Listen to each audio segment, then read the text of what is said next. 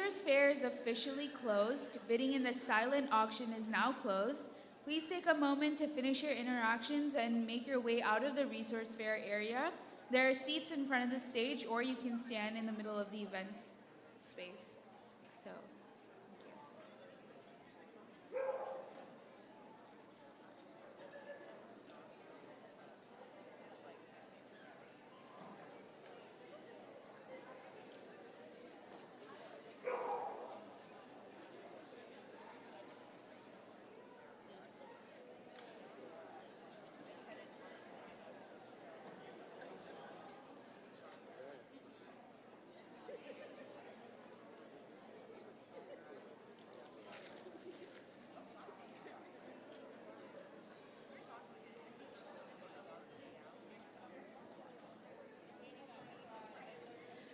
Welcome to the OSU Out of the Darkness Campus Walk 2026. My name is Kyla Labra, and I'm a senior at OSU and the lead coordinator for this event. I had the privilege of serving as a CAP student ambassador since my freshman year and attended this walk for the past 4 years. From participating in the event to serving as the market coordinator and now leading the walk for the past 2 years, it has been an incredible, meaningful journey. I'm grateful to be hosting this event one last time.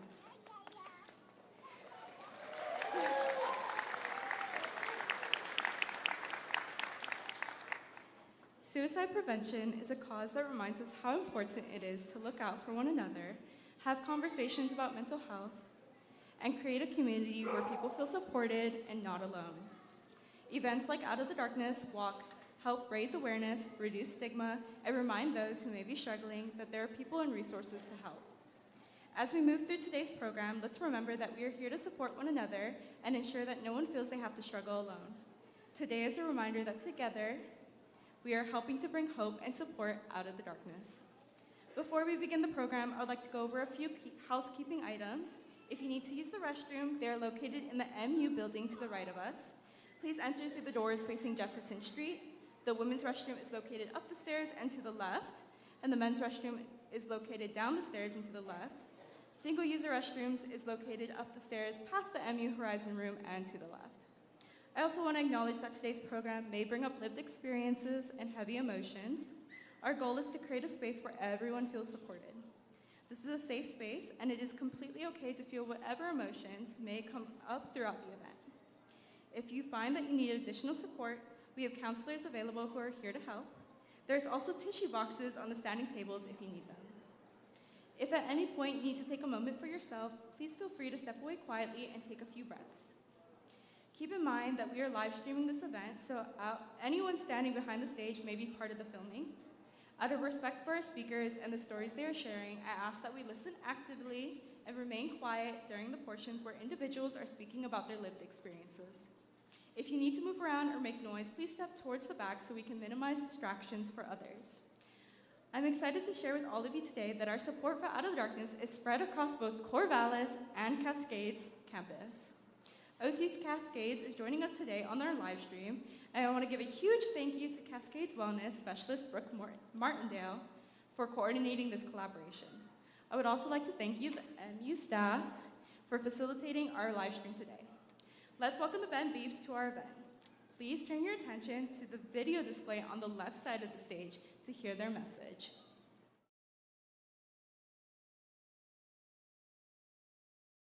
Hi, we are students from OSU Cascades in Bend, Oregon. Today we're walking for hope, healing, and connection. To honor those we've lost, support one another, and remind everyone, You're not alone. Hope walks here. Go Ben Bees!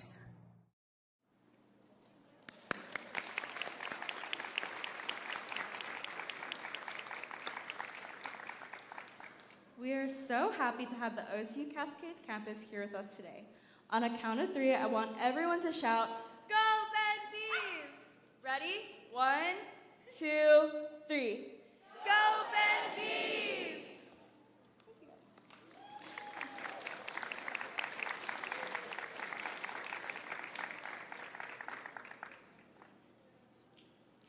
This year, our walk committee has set an ambitious fundraising goal of $30,000 and I'm thrilled to share that we are now at $22,788 raised.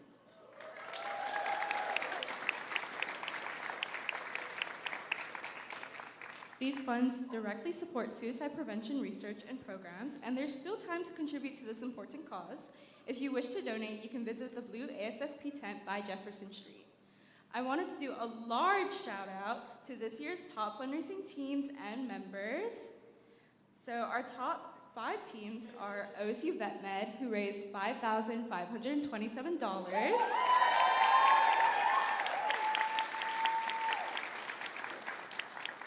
Oregon State College of Engineering, who raised $2,732.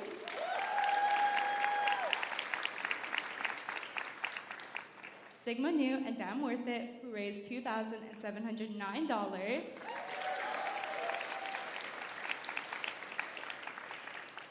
OSU Student Health Services, who raised $1,585.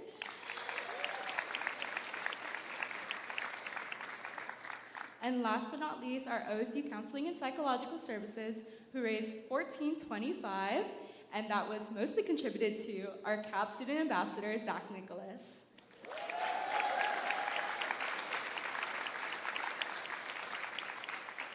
I also want to do a large shout out to our top fundraisers, with Kelly Sears raising $1,000,777.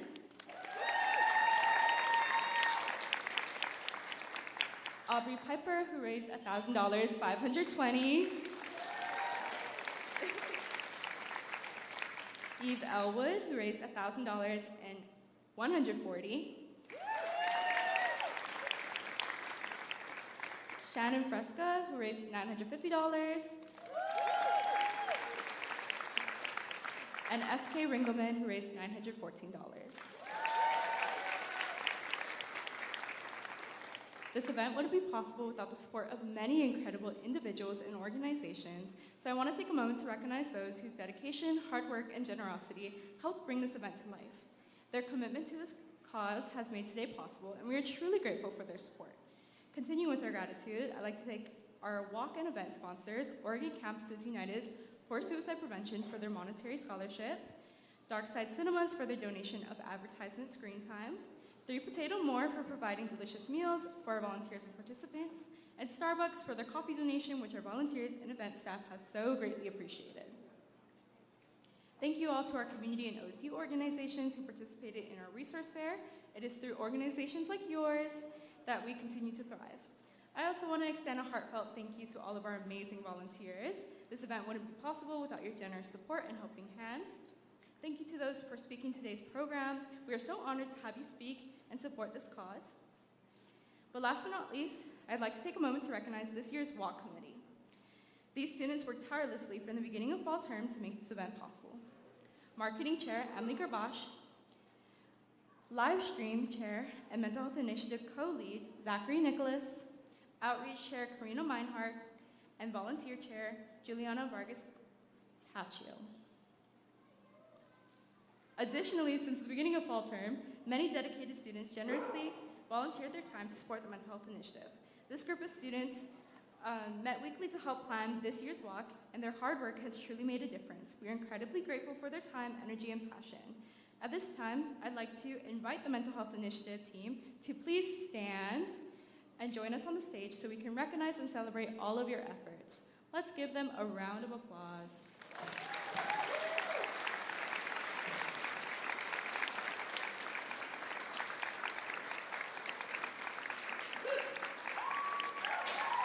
And our CAP student ambassadors.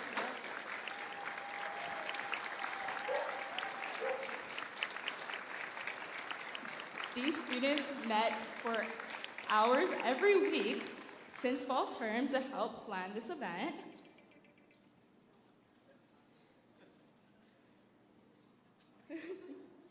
And we have quite a bit of our volunteers this year that helped for the full terms.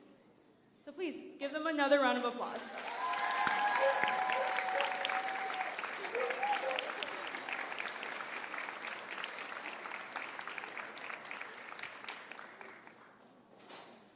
And furthermore, I'd like to thank and honor Tessie, our mental health promotion and suicide prevention specialist, for all the work Tessie has done this past year.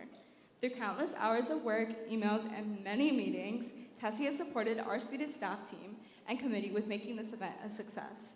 Before we officially begin our program and welcome our speakers, I'd like to invite Tessie to start off this morning with a grounding exercise.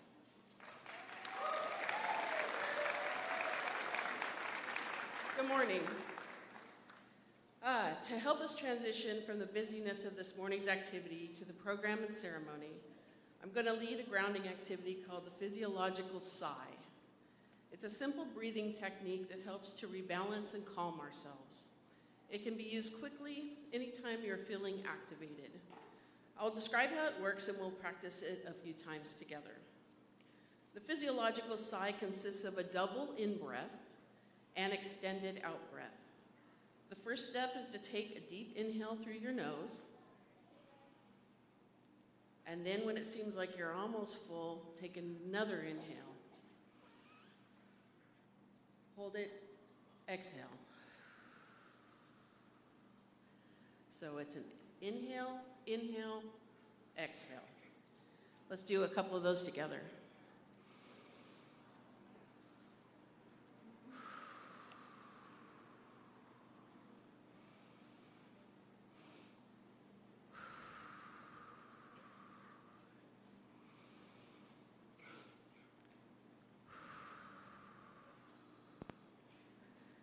I encourage you to use this technique today, anytime you need it.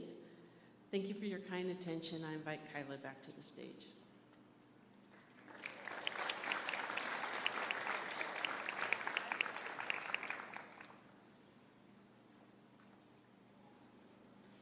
As I stand here today, I want to share one important message. Mental health challenges do not discriminate. They can affect anyone. The people around us, our friends, family, neighbors, may be carrying struggles we cannot see. Seeking support is a sign of strength, not weakness, and no one should have to face their hardest moments alone. As a community, we must listen, reach out, and create spaces where everyone feels seen, safe, and supported. Let this be a call to action. Let's break the stigma, uplift one another, and remind those who are struggling you are not alone. We are not alone. Together, we can be the light in someone's darkest moment. This year's theme encourages us to share our lived experiences and use them to advocate for suicide prevention. Advocacy can take many forms, whether it's supporting a loved one, starting a team, or giving back. Today, we'll highlight and celebrate the many ways which each of us can make an impact. The American Foundation for Suicide Prevention works to save lives and bring hope through education, advocacy, research, and events like today's walk, which is made possible by the support of people like you. Now let's hear from Helen Cotton, AFSP Oregon's new director. She is going to talk about the AFSP and the programs and support they offer. Helen has been with AFSP for 3 weeks and brings with her a wealth of experience in the nonprofit sector and excited to be a part of our organization. Helen has 2 girls, one of whom is graduating from high school this June, and one is graduating from OSU Cascades this June.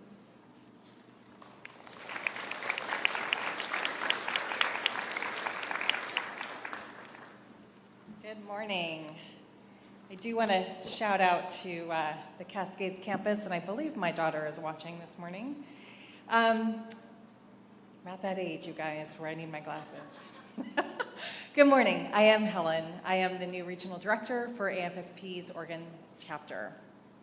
I would like to also extend a huge thank you to all of our volunteers and to Tessie for shouldering and hosting this event every year. It really does mean a lot. I do want to share a little bit about AFSP and the support that, where your efforts and support go. AFSP was actually started as a research-based organization by a small group of families and a few scientists. They wanted to understand the reasoning behind this leading cause of death. Historically, at that point in time, back in the 80s, there hadn't actually been a whole lot of research done into suicide prevention, and the founders wanted to change that. And now, AFSP is the largest private funder of suicide prevention, scientific and science research. And that's a lot with your help. And in the last year, we've invested over $8 million in scientific research to help us understand things like what makes someone at risk for suicide? How is suicide grief different than regular grief? What can we do to help keep people safe? And it's through this research that we know that there actually is no single cause of suicide. There are several risk factors. And it's also through this research that we've understood our ultimate goal is to save lives and to bring hope to those affected by suicide. By walking with us today, in addition to funding scientific research, you are helping us develop and share education programs in our community. One of our programs, Talk Saves Lives, and along with other programs, including programs that we have for college students, by the way, give people practical strategies for recognizing the warning signs and preventing suicide in their communities. Today, you are also helping to provide support to the people affected by suicide loss. You are helping to support programs like Healing Conversations. In Healing Conversations, those who have lost a loved one to suicide can have a one-on-one conversation with a trained volunteer who's had a similar loss. And I can't even describe the impact and importance of this particular program. You are also supporting our annual events on International Survivors of Suicide Loss Day across our state. This event happens on the Saturday before Thanksgiving. And it's a time for those who have lost a loved one to suicide to come together and to give and receive support. Again, a very, very impactful day that actually happens in all of our chapters across the state in case you're traveling during that time.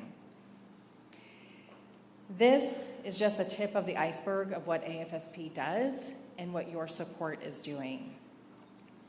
In addition to raising awareness and funds to fight suicide, this walk today is giving everybody a chance to feel connected with others and to know that you are not alone.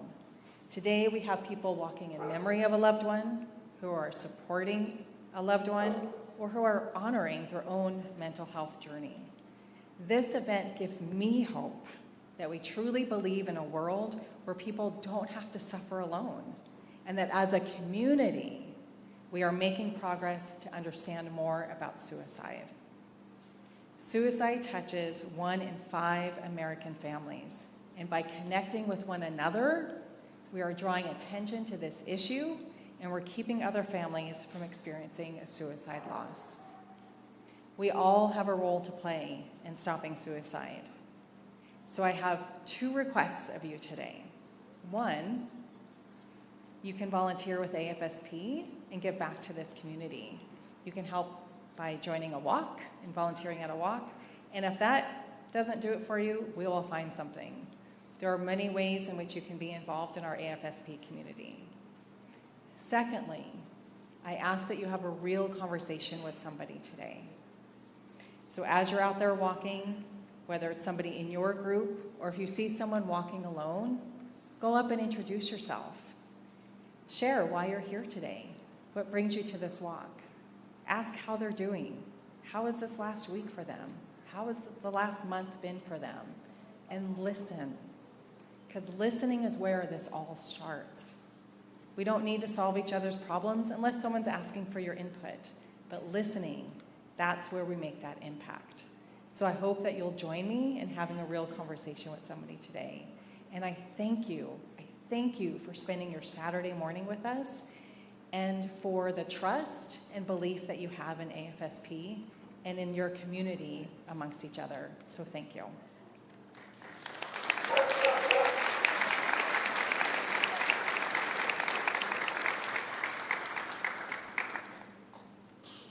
Thank you, Helen, for sharing that information.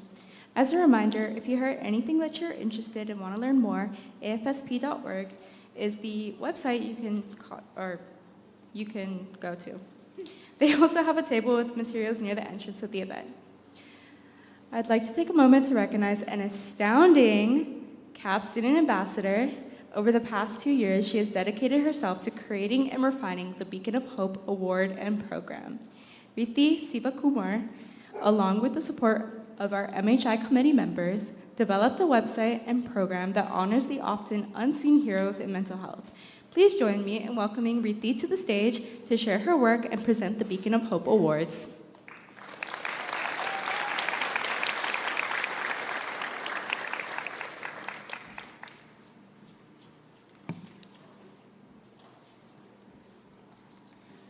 Hello, my name is Riti Sivakumar and I am a student ambassador at CAPS. This year we have introduced a new program called the Beacon of Hope Mental Health Champion Award. So as you know, our university is dedicated to supporting and elevating mental health well-being efforts from programs and individuals all across campus who in turn help create a safe environment for our wonderful community to flourish in. This program aims to award and recognize those in non-mental health-centered roles that have intentionally intertwined care, advocacy, and awareness into their everyday work and relationships.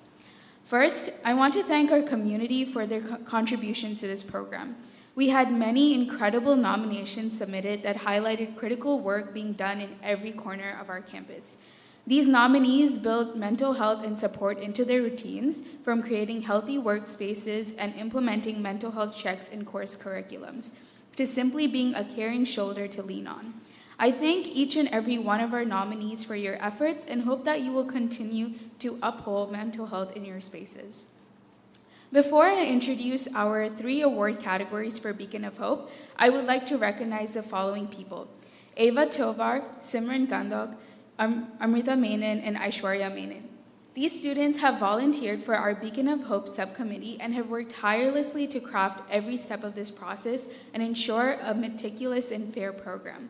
Without further ado, I would like to welcome Ava to present the Faculty Staff Beacon of Hope Award.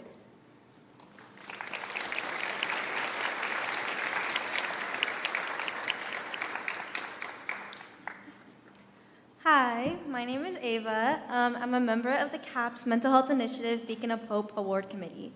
I will be announcing the winner of the Beacon of Hope Faculty Award today. I am pleased to announce that the winner of the 2026 Faculty Beacon of Hope Award is Dr. Lillian Wong from the Carlson College of Veterinary Medicine.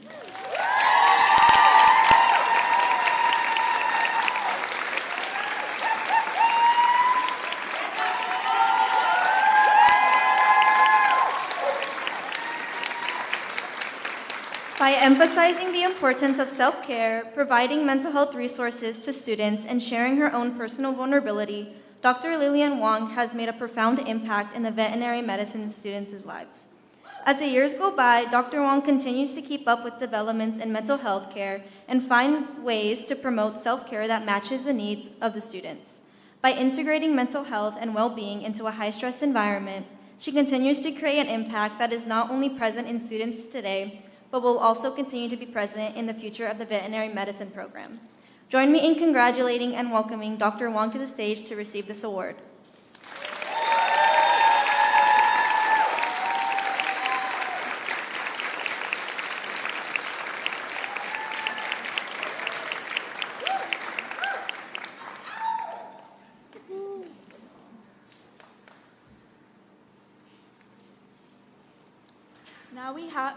Now we have Aishwarya Menon presenting the Student Beacon of Hope Award.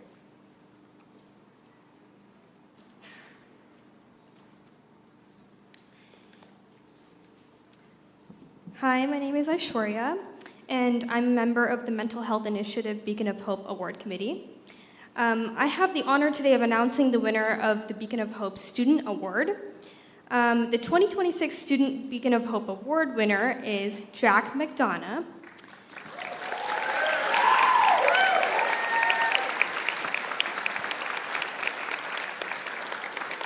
Jack McDonough has made a significant impact on mental health promotion through his leadership in Damn Worth It and his fraternity Sigma Nu, along with his work as a campus ambassador for the Movember Foundation.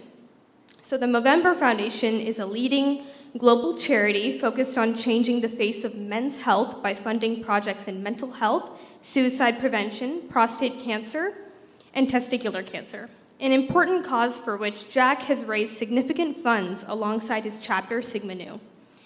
He also led Sigma Nu's involvement in Oregon State University's Out of the Darkness Walk, which brought in more than $2,500 for the American Foundation for Suicide Prevention.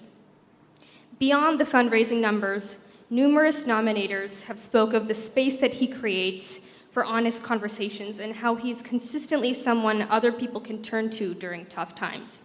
OSU is a better place thanks to you, Jack. And with that said, Jack, please come up to the stage and receive your award.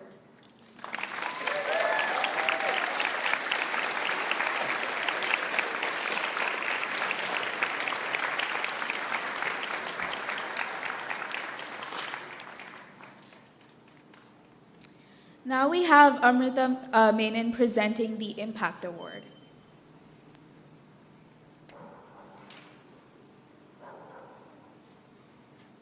Hello, my name is Amrita, and I'm a member of the Beacon of Hope Award Committee as part of MHI.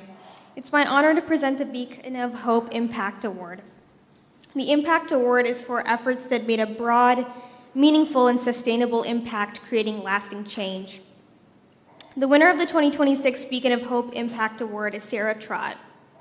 Sarah is the equipment coordinator at the Valley Library. Sarah thoughtfully integrated mental health and belonging into the community through a wide range of meaningful initiatives. From co-sponsoring and developing the children's picture book collection to introducing innovative sensory kits and curated mental health book collections in the Valley Library as equipment coordinator, Sarah has shown a deep commitment to supporting students from diverse backgrounds and aiding mental health efforts. Overall, Sarah's work has led to an impactful bibliotherapy initiative, increasing mental health resources and access within the Valley Library space.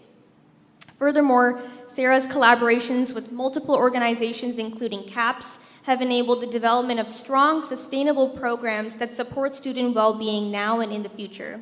Join me in congratulating and welcoming Sarah to the stage to receive this award.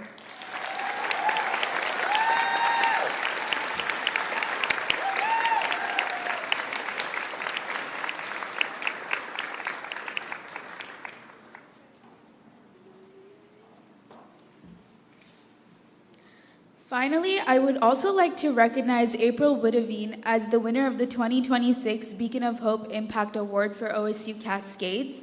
As library director, she helps people feel welcome, supported, and safe to be themselves.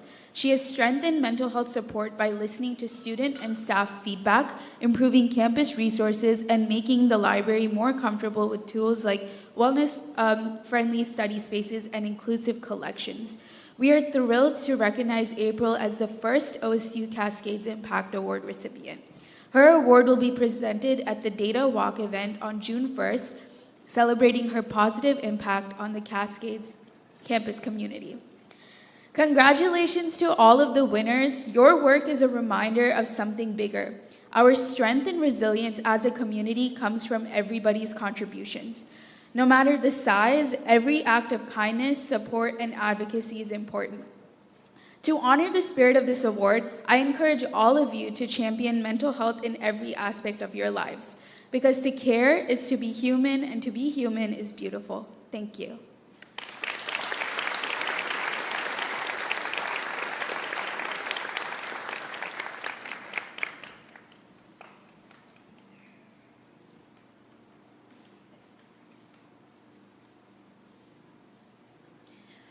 Please give another round of applause for Rithi and our Beacon of Hope Award winners.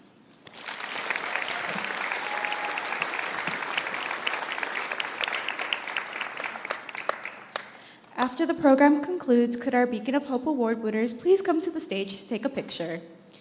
Moving forward, I'd also like to take a moment to honor our amazing CAPS counselors.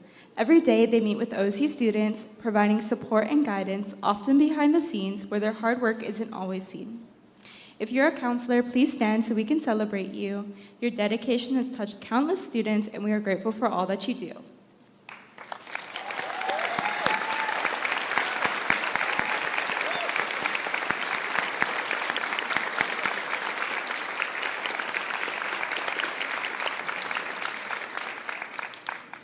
I'd also like to take a moment to recognize our front desk team at CAPS.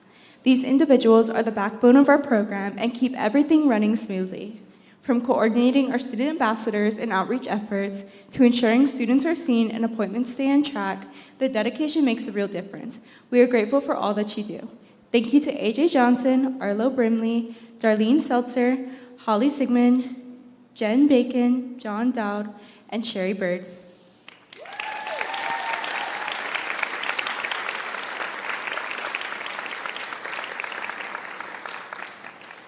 Our program is rooted in the strength and support of our community. Members of the Beebs community show up for one another in many meaningful ways, and today's speakers and performances highlight the many forms of support available for students at OSU. While CAPS counselors provide support through conversation, not all support requires words. Sometimes comfort comes on 4 legs. The Welcome Waggers program, a collaboration between CAPS and the Memorial Union, brings therapy dogs to campus each term to support student well-being. These dedicated volunteers and their dogs generously give their time to uplift others, making our Beebs community even stronger. Please join me in welcoming Cami Bella to the stage to share more about the incredible work of the Welcome Waggers.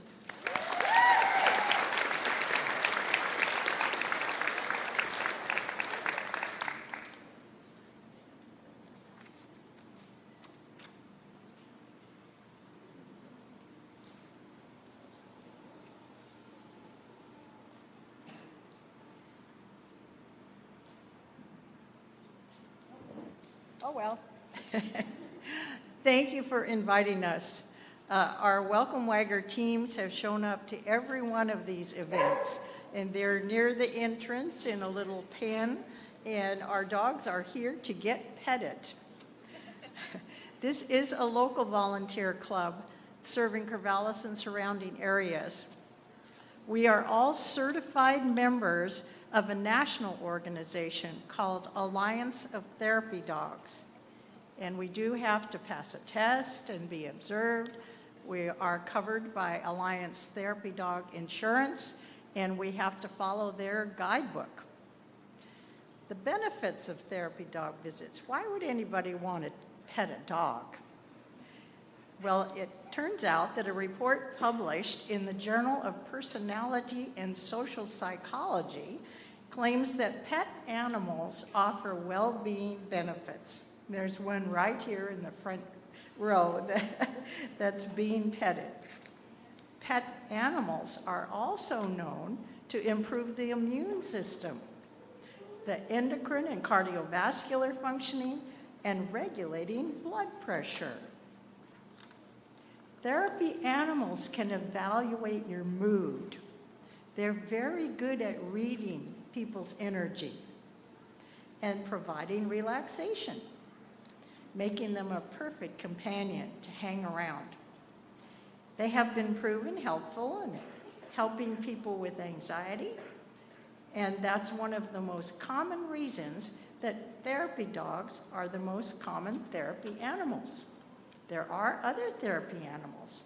There's a local llama called Caesar that's quite popular and shows up at OSU Pet Day. There's therapy rabbits, there's therapy cats. There may be other therapy animals that I don't even know about. Studies have shown that looking into the dog's eyes boosts the production of dopamine and other neurochemicals in our body. These neurochemicals are known as natural antidepressants and effective in promoting calmness, just like our breathing exercise that Tess shared. This not only makes one compassionate about others, but also makes one less depressed. Some people find it hard to get the love and support that they need from fellow humans. For such individuals, therapy dogs can be a good option for providing love, support, and help them feel connected. Child protection rules currently disallow any human form of touching when working with kids. This is a cultural change in the most recent years. Being able to touch a dog is even more important to kids in this current culture. A therapy animal provides an easy topic of conversation to assist in forming human connections and building relationships. When our son would come home to visit when he was in college, we'd say, take the dog and sit outside the campus beanery, and people will stop and talk to you. And that's what happens. We take our dog to Market of Choice in good weather and sit outside for coffee. And there's all kinds of opportunities to have conversations. Visits with the Welcome Waggers therapy dog provides a sense of connection for human interactions as well as the dogs. Now, our teams consist of a variety of different types and breeds of dogs of all sizes. The Welcome Waggers therapy dog has been serving Corvallis and the surrounding areas since 1991. 1991. Dana Stillinger, then an owner-instructor of Best Friends Obedience and Agility, asked her students if any of them would be interested in forming a group of therapy dog teams. And they did. So Dana began working for ATD, Alliance of Therapy Dogs, as what's called a tester observer. This is how one becomes registered. The tester observer tests the dog, and then that team has 3 observed visits by a tester observer in order to obtain their registration. The group's first visit, Welcome Waggers, was made in January of 1992 because 9 teams passed the test. They received their name shortly after Welcome Waggers because someone just came up with that idea. We have monthly meetings. We have our logo, which I tried to stick up there, and we have business cards, and we have now a website. We visit all kinds of places. We go to retirement homes, assisted living. We go to the Juvenile Detention Center in Albany. We go to memory care centers. Some of our dogs are assigned and volunteered to go to hospice visits for people who are dog lovers but are now on hospice.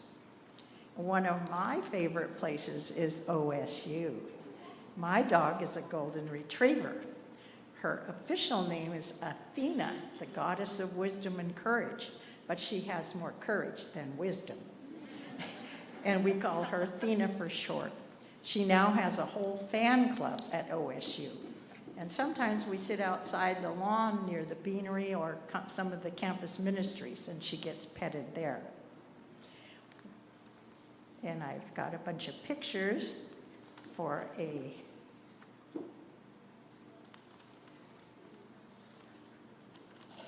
I just copied my PowerPoint, so I don't have a PowerPoint, so I have to go through my pages.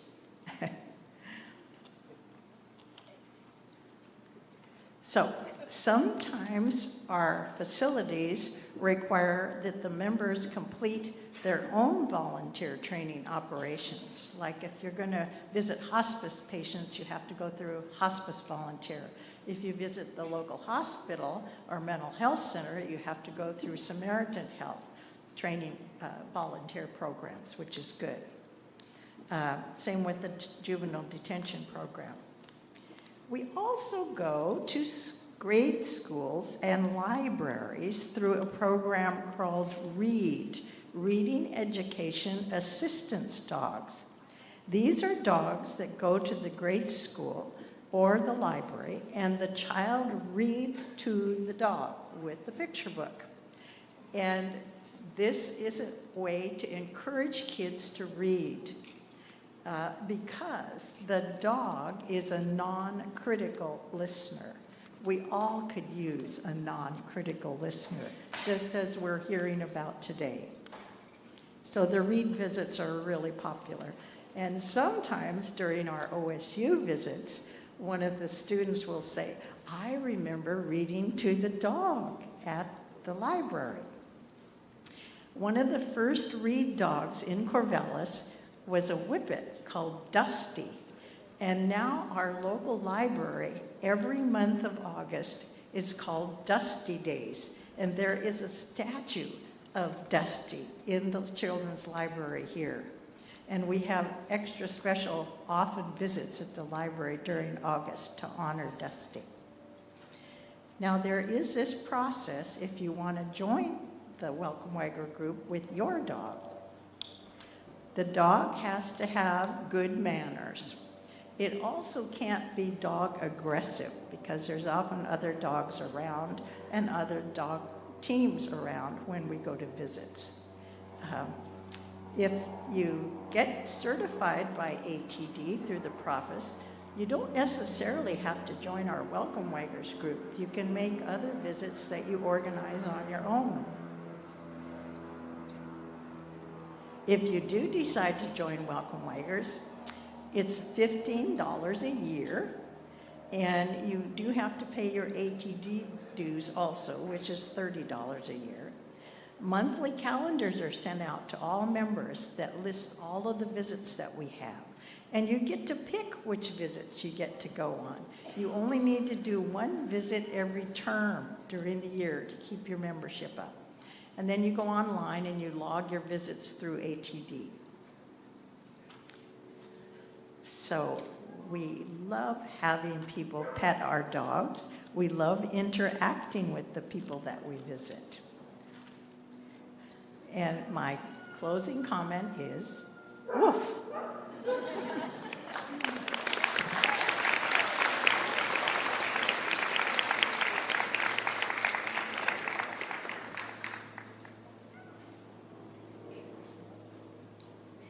Thank you, Cami, for sharing, and thank you again for our Welcome Wagger volunteers and therapy dogs for donating their time today to support our community. While support can come in many forms, one of the most powerful is simply showing up for one another. Please join me in welcoming Natalia, who works at Oregon State University as part of the OSU Assist community. Natalia joined OSU in 2024 and comes to us from Southern California, bringing a wide range of experiences across several mental health settings. Through both her professional background and lived experience, she has learned that one of the deepest forms of compassionate care is simply being present and engaged. Natalia hopes to carry the strengths and relationships from her previous work into continuing to support and uplift the OSU community. We're grateful to have her with us today for the Out of the Darkness Walk, as we stand together to raise awareness, reduce stigma, and remind one another that help and hope are always available.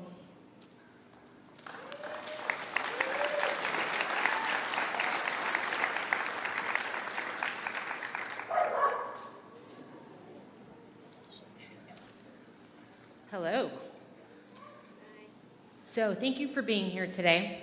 I want to begin by acknowledging the courage it takes to attend an event like this. Suicide prevention is not an easy topic. It's deeply personal, often painful, and profoundly important. Each of us may come here carrying different experiences. Can you hear me?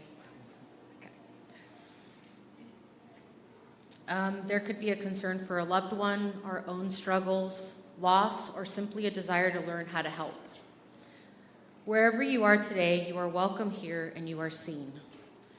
As it was mentioned, my name is Natalia Guerra Hughes. That is a mouthful. You can call me Nat. I do serve as the Assistant Director to OSU Assist and Student Care, which just means it's part of our partnership department and more longer-term follow-up care. I'm honored to share a few words about this program, what it is, how it helps, and why it matters so deeply to the well-being of the OSU community as a whole. So what is OSU Assist? Just by a raise of hands, has anyone heard of OSU Assist? Oh, that's awesome. Yay. So OSU Assist is a multidisciplinary mobile crisis response team.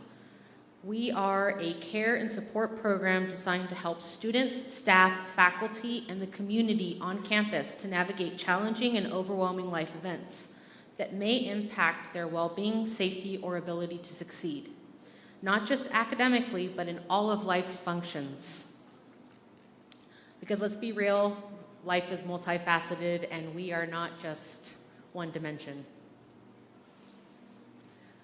Oftentimes I get asked, OSU Assist will help anyone in distress, and distress is a very vague definition. And so the reality is that we are present and engaged to help people problem solve, work through whatever that distress means in that moment for them. These challenges can include mental health concerns, thoughts of self-harm, grief and loss, housing or financial hardship, family crises, or any situation where someone feels stuck and unsure about where to turn. At its core, OSU Assist exists to answer a simple but powerful question. You don't have to go through this alone, and how can we help? The program provides personalized outreach, meeting you where you're at, to anyone on campus with coordination of care and connection to resources both on and off campus. We walk alongside you, not to judge you or fix things, but to listen, support, and help you find the path forward. We have helped in a wide variety of ways. Every day we see the impact of compassionate outreach. OSU Assist has helped many and all feel seen and heard during moments of isolation and crisis, navigate mental health support and understand their options, stay connected to campus while taking care of their well-being, build safety plans and identify protective supports around campus and off campus, regain hope when life feels overwhelming and unimaginable. Often people tell us that the most meaningful part of their experience with us was simply knowing that someone cared enough to reach out, that someone noticed, listened, and believed they mattered. And that matters because isolation can be one of the most dangerous places to be. On the team, we have a wide variety of dedicated professionals who care deeply about student well-being and campus well-being. Our team includes staff with backgrounds in student support, care coordination, crisis response, and campus partnership. We work closely with several of the departments, including CAPS. We do work with academic units, housing, student conduct, community resources, student care, as I've mentioned. I would like to add that we are not comprehensive and coordinated care, meaning we're not clinical, but we are human. And so we are there to be human with you. Many of our responders are growing in the field of therapy to continue their path of helping others in a more clinical route. But I want to be clear that the strength of OSU Assist is not just the team, it's the community. Faculty, staff, friends, peers, and family members play a critical role. Many referrals to OSU Assist come from people who simply noticed that something wasn't right and they chose to speak up. That choice can save lives. So as I part with the message of hope and healing in what we do every day, if there is one message I hope you take with you today, it is this. Asking for help is not a sign of weakness. It's a sign of strength. Healing is not linear. Hope can feel distant. And sometimes surviving the day is the victory. But help exists and connection can make an incredible difference. To anyone listening who may be struggling, you matter. Your presence matters. Your story is not over. To those supporting others, your willingness to check in, to listen without judgment, and to take concerns seriously can be life-changing. And as a community, we must continue to create spaces where talking about mental health is not a taboo, where compassion replaces assumptions, and where no one feels invisible. Thank you for your time.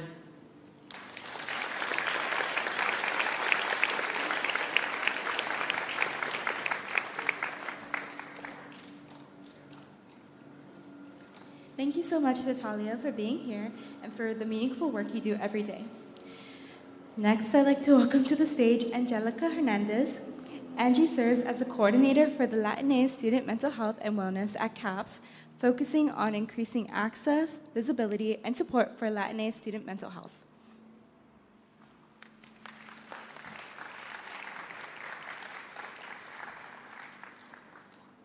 Hi, everyone. Thank you for having me here today and for holding space to have conversations about suicide. My name is Angelica Hernandez. I work at CAPS as the coordinator for Latinx Student Mental Health and Wellness, and I'm honored to have been invited to speak here today and create visibility for Latina student mental health. Before anything else, I Want to acknowledge something many of us are carrying right now. Our campus has experienced some heartbreaking losses recently, and loss like that moves through a community. It shows up in conversations, in classrooms, and in how people check in with each other a little more carefully. You can feel when something heavy has happened in a place, and I think that events like the Out of the Darkness Walk exist because we're trying collectively to hold that weight differently together and not alone. Within Latina communities and families, conversations about mental health have never truly been easy because a lot of us were raised with messages about pushing through, staying strong, and not sharing problems outside of the family. We get redirected to things like prayer or work, humor, or just endurance. Those approaches come from love, from survival, from generations who had to keep moving no matter what was happening internally. But sometimes that means people carry a lot quietly. We can't talk about suicide prevention without acknowledging the broader conditions people are living in. And right now, many people in Latina communities are carrying more than usual. There's the everyday stress of academic pressure, work, financial stress, relationships, all the things that come with being a human. Layered on top of that, there's also the broader climate many families are navigating right now, concerns about immigration policy, worry about parents and relatives, hearing rhetoric that questions belonging, fear of deportation affecting loved ones, uncertainty about rights, and constant stress of navigating systems that don't always feel safe. The constant background stress of wondering how decisions made far away might affect the people you love. Even when someone is personally secure, the emotional toll of worrying about parents, siblings, or community members is very real. Even when someone looks like they're managing everything just fine on the outside, that kind of stress accumulates. At the same time, something I think about often in my work is that Latina communities also have incredibly powerful protective factors. We are communities that show up for each other and check in. We bring food, sit in rooms together. We lean on family, neighbors, mentors, coworkers, faith leaders, and chosen family. Connection is woven into how many of us were raised, and connection is one of the most powerful protective factors we have when it comes to suicide prevention. The question becomes, how do we intentionally activate it around mental health?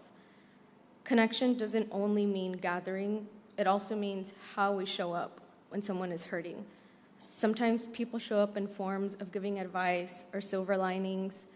What is needed most is someone who can tolerate sitting with the discomfort, not rush the conversation towards something that's more comfortable.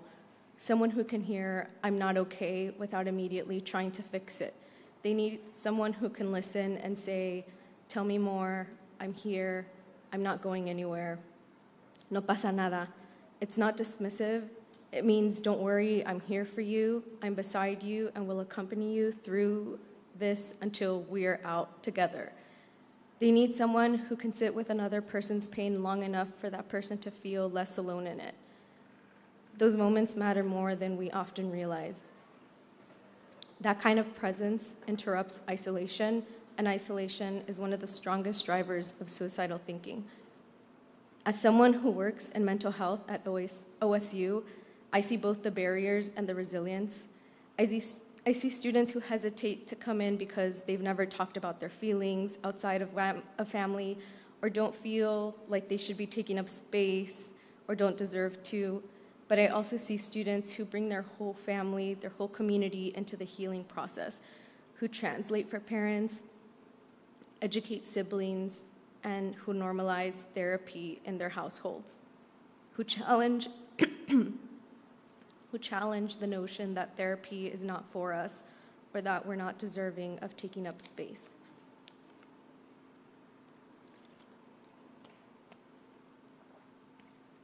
remember that change doesn't always happen loudly. Sometimes it happens in small, private conversations that ripple outward.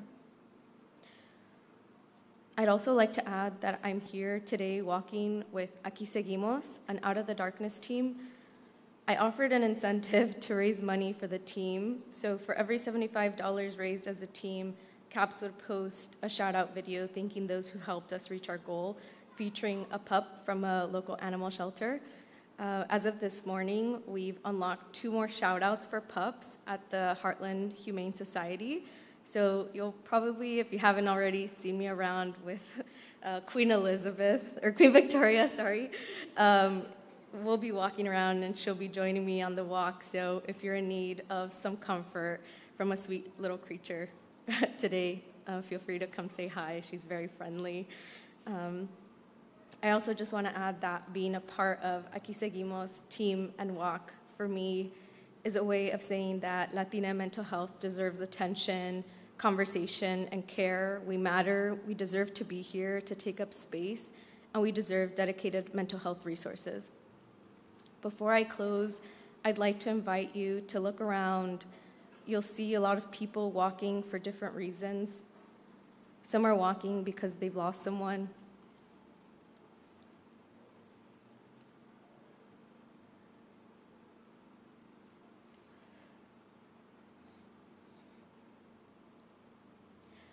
Some are walking because they've struggled or are struggling themselves.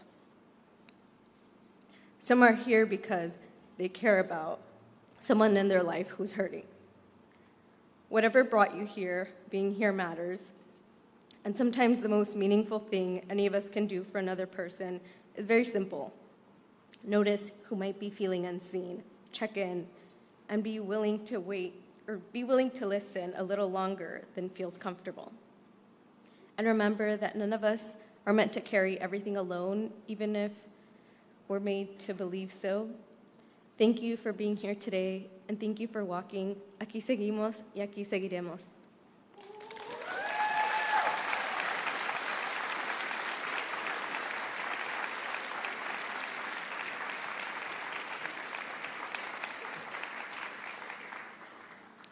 Thank you, Angie, for shining a light on the important work you do supporting the Latina community at OSU. As we continue, we're honored to welcome an artist whose work centers storytelling as a pathway for connection and healing. Marika is a staff member here at OSU and a spoken word artist. Through her artistry, she fosters community, amplifies overlooked voices, and uses storytelling as a tool for healing and transformation. Please join me in inviting Marika onto the stage.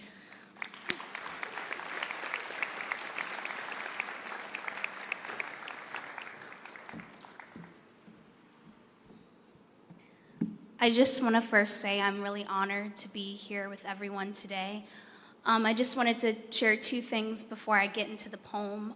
This poem is centered around medication and how that was a healing path for me, and how I was in my own darkness for a while and I used medication to get me through. But this is not me promoting it, it's me promoting you finding whatever helps you heal through your journey.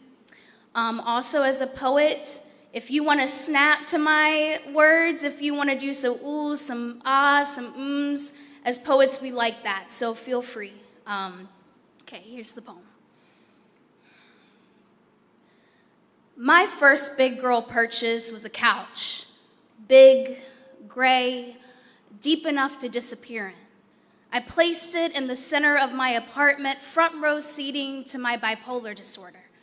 It watched drunken hookups spill across the cushions. It survived psychosis all-nighters. It held the dents of depression. That couch and I, we built something codependent. Then I met Latuda, an antipsychotic medication, and the living room went through some renovations. The couch saw the progress and envied the new accent piece. The cluttered coffee table, that couch, and the chaos became a family. They didn't recognize the quiet or me. My apartment has witnessed the worst of my disorder.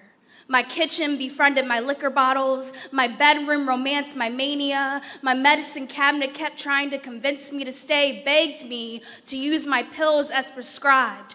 I went from misusing my medication to letting Latuda hold me alive. It took work getting here, learning to trust a pill again, letting a prescription last longer than a fling. I had my reason for breaking up with the others. I was terrified medicine would dull the pen, stabilize a mood straight into writer's block. 'Cause tell me, what does a poet write when mania is no longer ghostwriting the stanzas? Convince myself that unchecked mental health made better stories. 'Cause tragedy is a crowd favorite. People love to hear the sound of your heart breaking, get high off of doses of your depression, binge watch your spiral like a show that never gets canceled. I was told, though, it's better to be alive and writing than the alternative. I cannot write poetry if I become an obituary. So I let myself stay in the rough draft a little longer. I'd rather an empty page than a suicide note. This is me, choosing my health over being a tortured artist, choosing to govern my emotions instead of being ruled by them, choosing solid ground over the pool of a spiral. My apartment doesn't get depression messy. My couch and I are no longer codependent. A small setback doesn't summon doomsday. When I'm bored, I clean my house instead of cleaning house on my connections. I feared medicine would make me numb. Instead, it makes me want to live, to smile, to cry, to laugh, to shake a whole lot of ass, to not be ashamed that I got help to write and write and write and write, because I can't write if I don't exist. And here I am, a bad bitch on Latuda, existing, thriving with my pills, my pen, and a whole universe of stories left to tell. Thank you.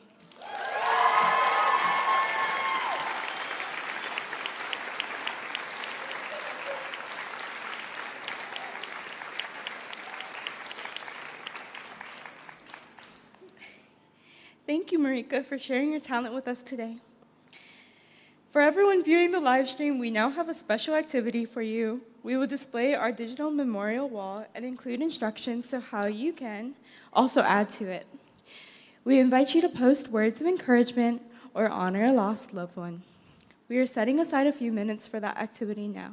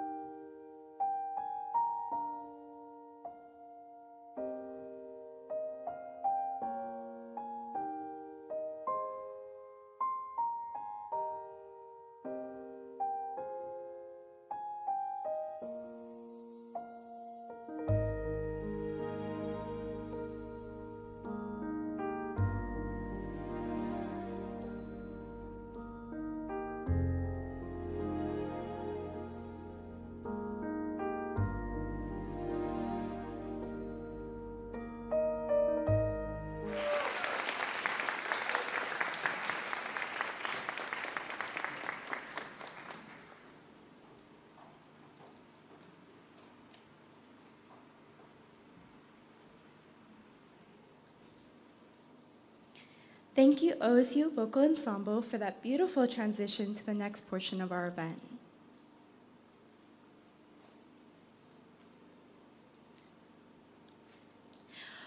Honor beads symbolize our shared experiences with suicide and mental health, each color representing a personal connection to that cause. As we take a moment to recognize these connections, we stand together in support, remembrance, and hope. If you are viewing this event on the live stream, we encourage you to add a comment to the chat when a bead color that represents your experience is presented. The red beads represent the loss of a spouse or partner and will be presented by Autumn Cote.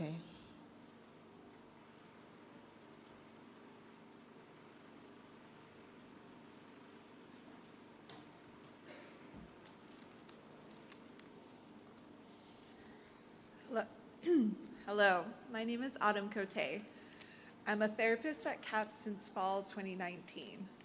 Every year, I have attended the Out of Darkness event, and I'm always touched by the speeches, the community, and reflect upon the people I have known lost to suicide. Last year was the 15th anniversary of a lost loved one, and I thought, despite my discomfort with public speaking, it was time to share my story of TJ. So today I'm sharing about my first love, Timothy James Moore, known by all his family and friends as TJ. We met in San Diego when we were 16 and 17 years old, juniors in high school. He was from Charlotte, North Carolina, and carried himself with sweet Southern charm. We bonded over our stressful home lives and felt a refuge of joy and connection when we were together. We spent our free time at our favorite beach, basking in the warm sun and sitting on a large rock that we named ours. He would visit me on my lunch break at work, and I would bring him the bagel shop's leftover blueberry and jalapeno bagels. We rocked out while driving in my parents' minivan to Blink-182, Weezer, the Red Hot Chili Peppers, and other 90s and early 2000s alternative rock. We tried to spend all our free time together, enjoying each other's company and enjoying simple life pleasures. Though our relationship was cut short as his uncle felt overwhelmed raising a teenager along with his two little girls, and sent TJ back to North Carolina for his senior year of high school. We were both devastated, but I was too practical to try a long-distance relationship at 17 years old. Referencing Blink-182, he texted me that he would always be there for me. Living so far away hurt us both, but eventually I moved on and began dating someone new. TJ's goal was to return to Southern California. He wanted to attend Santa Barbara City College and one day open up his own pizza restaurant. I believed in him, but I'm not sure if I ever told him that. After TJ's move, we kept in touch for several years, but I stopped answering his phone calls after my feelings felt muddled, being that I was in a new relationship. I thought I would get to see TJ again when he made it back to California, which he talked about earnestly. Sadly, I never got to see him again. TJ died by suicide on May 19, 2010, at the young age of 21. I learned from his tragic death to tell those you love and care about how you feel. And I wrote in my journal the night I learned of his passing that I wanted to honor his memory by helping others as a mental health therapist. I have had the privilege of doing that here at CAPS. Now, almost 16 years after his passing, I'm happily married with 2 young boys, but I always will remember my first love, TJ Moore, and the positive impact he has made on my life. One day, I will tell my boys about TJ and try to instill the lessons I learned. Now, if you've lost a partner or a spouse to suicide, please raise your red beads.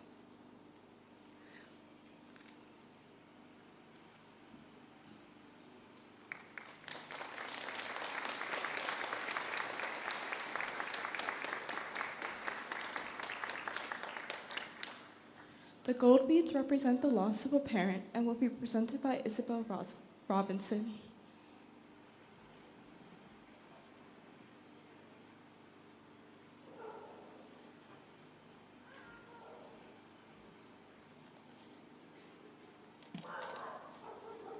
Hi everyone, my name is Isabel Robinson and I am presenting the color gold representing the loss of a parent. This topic means a lot to me, not only due to my personal experience, but also the experience of those around me. Last week, one of my family members unfortunately lost a parent to suicide. So although I am here to talk about my dad, I am also here to represent those that have experienced a similar type of loss. And I want to express my support for my family members who have been affected by this most recent loss during this difficult time. Sean Robinson was a man you couldn't help but like. He was a goofball, a life of the party, and a listening ear whenever you need one. My dad loved making special moments for the ones he loved, even if that meant we ended up eating dinner at 10 p.m. because it took him 5 hours to make it. It was always worth the wait, though. For a while after my dad passed away, I didn't want to acknowledge it. I would try to avoid talking about him or even thinking about him altogether, because the feeling of losing my dad was so painful. And I couldn't reconcile that feeling with the dad that had told me growing up that he would always be there for me. After lots of time and reflection and my own personal struggles with mental health, I now choose to no longer dwell on the way that my dad left, but the impact he had while he was here and the love and happiness he brought to others. Not a day goes by that I don't miss his larger-than-life personality, his unconditional love, and his support. Although my dad is gone, I never want there to be a time where he is forgotten, and if I can help it, he won't be. Thank you for helping me share in that goal today and for choosing to remember those you have lost who have made an impact in your life, even when it's difficult. If you lost a parent to suicide, please join me and raise your gold beads now. Thank you.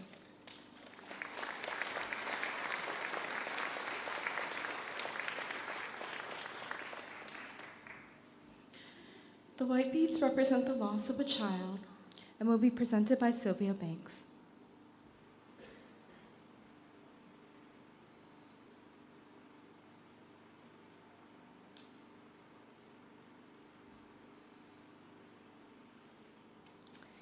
Hi there. My name is Sylvia Banks, and I am presenting the color white for the loss of a child. Some of you may have deeply personal experiences with suicide, including gun suicide. I would like to share my why for getting involved with suicide prevention. I've become a passionate advocate for suicide prevention in memory of my dear, sweet grandson, Michael. His precious life was cut short by firearm suicide, and my life and the lives of all those who loved him will never be the same. I was blessed with 7 beautiful grandchildren, all blonde and blue-eyed. 6 of those beautiful children are still living, but Michael took his own life when he was just 10 years old on May 20th, 2016. Michael would have been 20 this last July, and he would have graduated from high school and would have been well on his way to planning a career. He had the most beautiful smile, so much like his beautiful mother's. He was a bright, caring, compassionate kid, one of the top students in his class. He loved sports, especially basketball and baseball, and he excelled in both. He also loved tractors, and his favorite color was lime green, and that's why I'm wearing a green band. Michael was a well-rounded, engaged, and happy kid. The day before his death, he played a baseball game, and he was outstanding in that game and was given the game ball. And he was just so excited about that evening. He was just brimming with joy and pride. Nothing would ever have led anyone to believe that Michael was a suicide risk and that he would be gone the very next day. We can only guess at the reason for his suicide. Was he being bullied at school? Was it just a moment of desperation after having a bad day? We'll just never know. And as you can imagine, my son and his family has been totally devastated by Michael's death. So I'm advocating for suicide prevention to save our other families from having to endure the same hurt and trauma that my family has endured. Over the past decade, the firearm suicide rate among children and teens has increased by 21%. Far too many children like Michael are losing their lives to preventable deaths, making firearm safety a large part of suicide prevention. Firearms should always be stored locked, unloaded, with ammunition stored separately. If you've lost a child to suicide, please raise your white beads now. Thank you.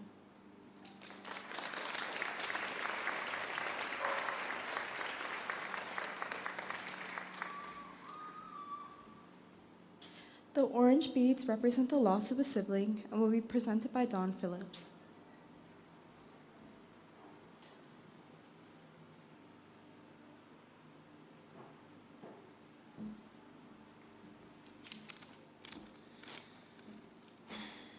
Hi, my name is Dawn Phillips. I'm a counselor at CAPS and the coordinator for the military and veteran student community on campus. I'm here to present the orange beads for the loss of a sibling, and I'm going to attempt to tell you a story. So, August 12th, 2007, it's the day after my 19th birthday. I just filled out the majority of my paperwork to join the Army and was looking at shipping out to basic training within the next week. I was on my way to see the Simpsons movie, which was in theaters at the time, with a bunch of my friends, when I got a call from my brother that we'd just lost my older sister to suicide. It didn't land on me right away. I went to be with my family, and I struggled to understand that everything I was feeling, sadness, anger, fear. My sister had been one of my biggest supports during my teen years. She's the one who bought me my first set of contacts, so I didn't have to wear glasses all the time, like a nerd. She was there for me when I was kicked out by my mom, and later when I was kicked out by my brother. She's one of the few people in my life I had never felt judged by. I didn't understand how she could leave behind her family or what had led to her decisions. It wasn't until later that I understood the struggles that my sister had faced in her life. Trauma in our family was largely hidden away, and my sister suffered without support. I found myself shouldering blame. Why didn't I reach out? How could I have missed it? I wrestled with the guilt of being caught up in my own struggles and not realizing that the person who had supported me so much had been in so much pain. That day changed my life. The loss of my sister Dion is one of the reasons I became a counselor. If you know someone who's currently struggling, I encourage you to reach out. And if you're struggling, I promise you that there is someone who cares. If you've lost a sibling to suicide, please raise your orange beads now. Thank you.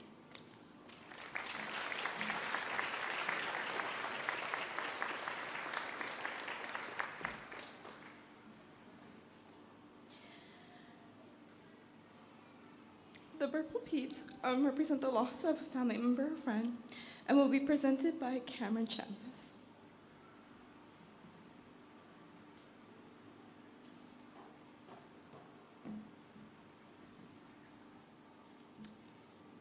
Hello everyone, my name is Cameron and I'm presenting the color purple for the loss of a family member or friend. If you've lost a family member or friend to suicide, please raise your purple beads now.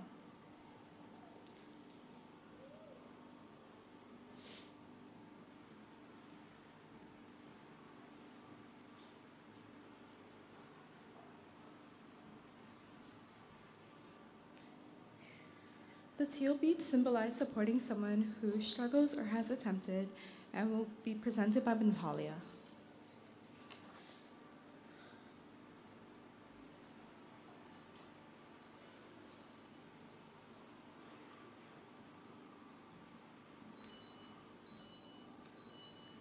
I'd like to apologize for those of you who have seen me with queso. He took my teal beads, and so I will have to have the teal beads represented. My name is Dr. Natalia Guerra Hughes, and today I'm presenting the color teal for all who support someone struggling with suicidal thoughts or who has attempted. Queso has my beads, but I represent them for myself, my family, and the community I serve. Through my work with OSU Assist and my career in mental health, I've had the privilege of standing beside people during some of their hardest moments. The Corvallis and OSU communities are filled with kindness, resilience, and deep care, reminding me every day how powerful our connection can be.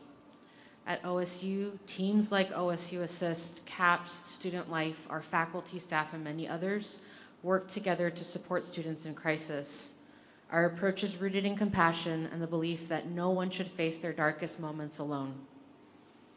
We show up without judgment because every person deserves safety, dignity, and someone who will stand with them. Teal beads represent those who support someone who struggles. If you are wearing teal today, please know you care.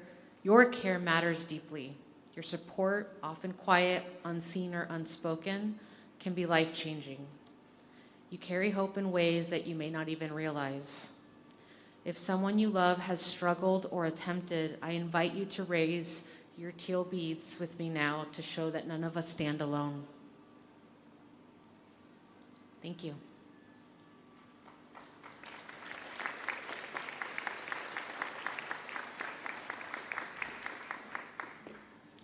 The green beads symbolize a personal attempt or struggle and will be presented by Owen Bruno.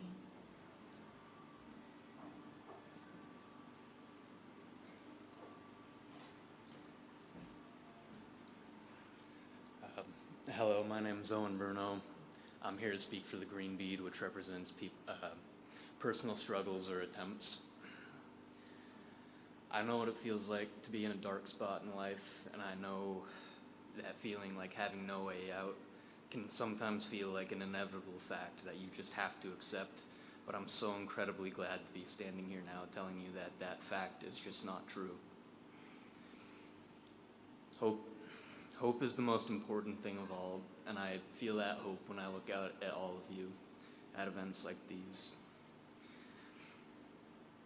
Everyone who came here today, I see hope. I want for that kind of hope to be at the center of all of our hearts as we walk today and as we look at each other in each other's eyes.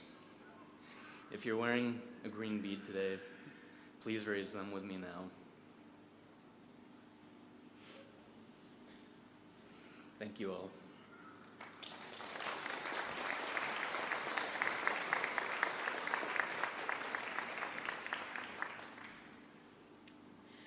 The silver beads represent the loss of a first responder or military member and will be presented by Nikki Gold and Nikki Herman.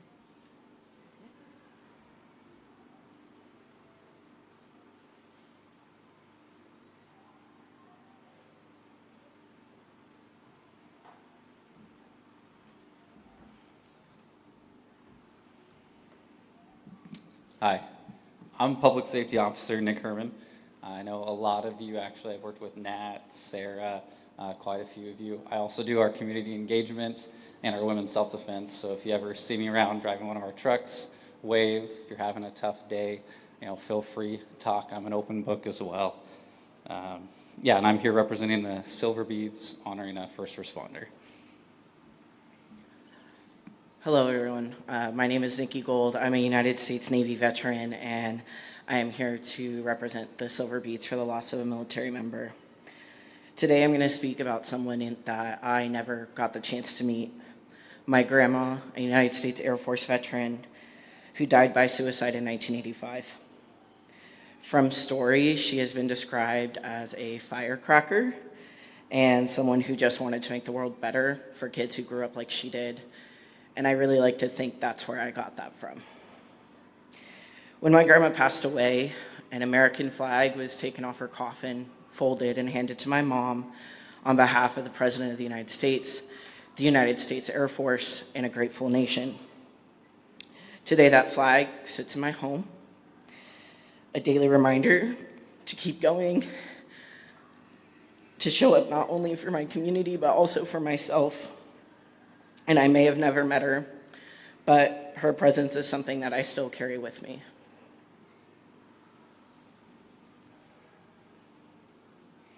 Many people speak about the challenges and mental strain that comes with this profession, but not everyone truly understands how heavy that weight can be. At times, it can feel isolating. You may find yourself pulling away from family or losing friends that just don't understand the full weight of what you carry every day. If you're wearing a silver bead, I invite you to hold it up now. As you do, please remember this: you are not alone. There's so many amazing mental health resources, not just here, just everywhere out there. Seeking help is not a sign of weakness. It is an act of strength and a commitment to your own well-being. You are strong, you are valued, you are deeply appreciated. Today we honor you, we honor your loss, and we thank you.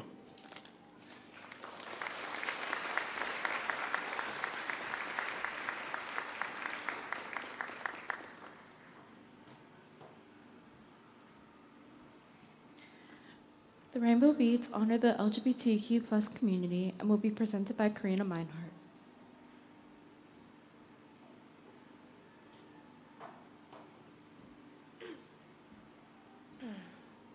Hello, my name is Karina Meinhardt, and I'm presenting the rainbow beads for lost and honoring the LGBTQ community. In my life, I have been shamed, teased, and outcast for my queer identity. This experience is not unique. To be a part of the LGBTQI2+ community is not a choice for people. It is a part of your whole being, how you move through the world, and build community and love. Community is a key foundation for LGBTQ+ people, one that invites the outcast a seat at the table and loves thy neighbor for the sole reason of because they are human.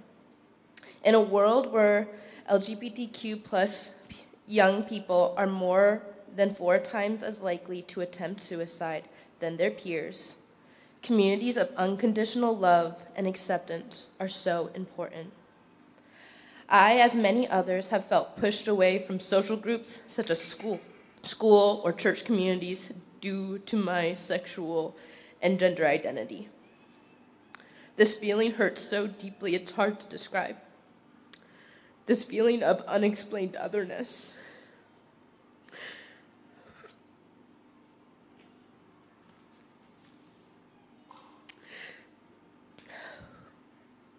The world starts to feel like you must hate yourself to be accepted or love yourself and live a lonely life.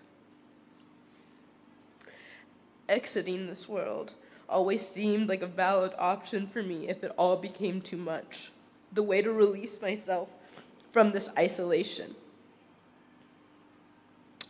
But relationships like my friends and my partner honoring my pronouns, or my father adopting the word partner instead of husband, even before I came out, gave me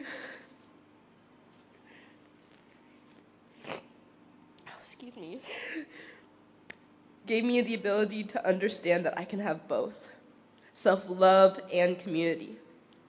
With small acts of love and acceptance, I have been able to not just live with my identity, but thrive through it. I have, through scholarships like GSBA and clubs like LTOS, I've been able to find some tangible support and space to explore myself fully. I have been able to see that queer people love in the most beautiful ways. To live out as a member or ally of this community is to embrace the best parts of this world. I want to embrace every member, ally, and those hesitant to those labels with unconditional love. I want everyone to know that you are able to celebrate queer love and that you matter. And I would like to share a quote from Leah With. Oh. I see each and every one of you. The things that make us different, those are superpowers. Every day when you walk through that out the door and put on your imaginary cape and go out there and conquer the world. Because the world would not be as beautiful as it is if we weren't in it. If you are wearing rainbow beads, please raise them now. Thank you.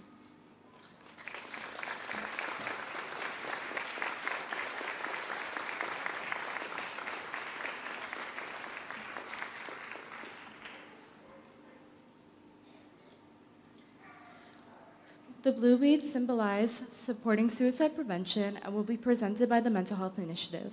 I invite members of the Mental Health Initiative and our CAP student ambassadors to join me on the stage now.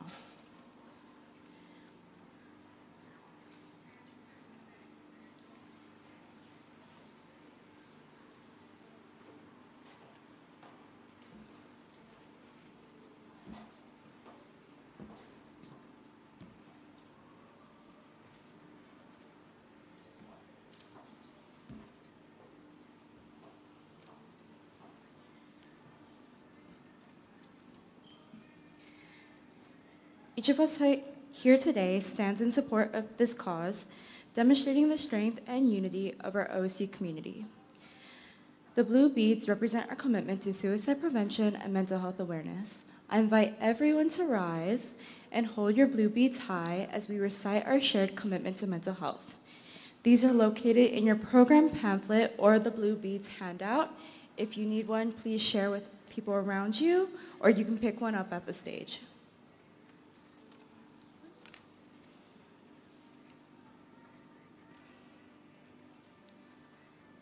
Is everyone ready?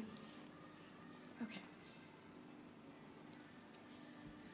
We stand together to break the stigma, support those who are struggling, and create a community where no one feels like they have to suffer in silence. You are seen, you are loved, you matter. Thank you.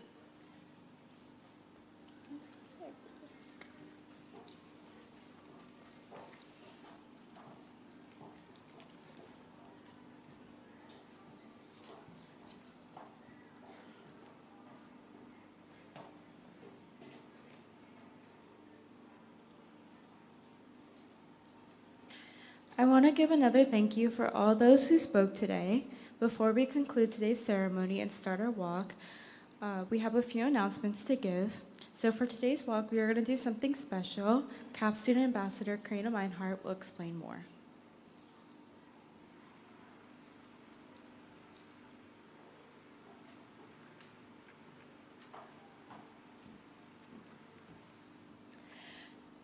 Hi, Karina. My name is Karina, and I'm one of the CAP student ambassadors. I, along some of the members of the MHI, helped plan an activity to do while on the walk today. It's called the Glimmer Walk. Glimmers are micro moments of joy, helping us feel safe and connected. Glimmers can counteract the effects of stress, bring your attention into the present, and improve your mood. They are the antidote to triggers. Glimmers are often everyday things that happen spontaneously. The trick to experiencing them is to notice and appreciate them.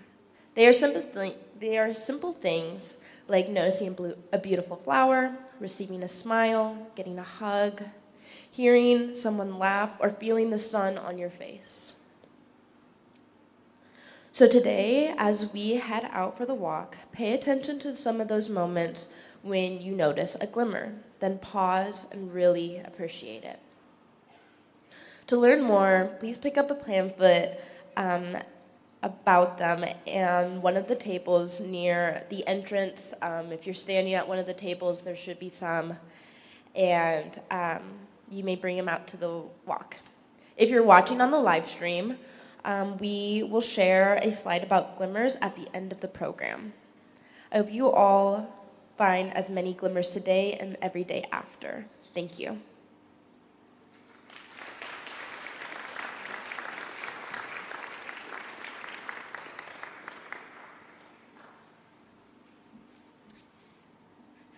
Before we share further instructions for today's walk route, let's welcome back to the stage the OSU Vocal Ensemble to sing The Road Home.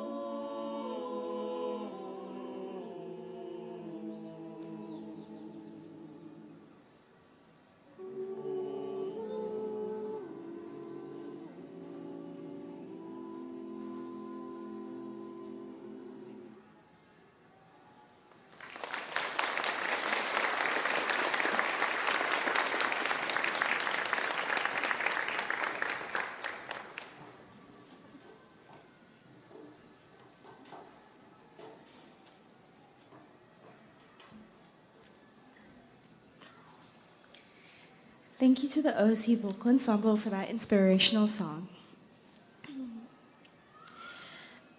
As we get ready to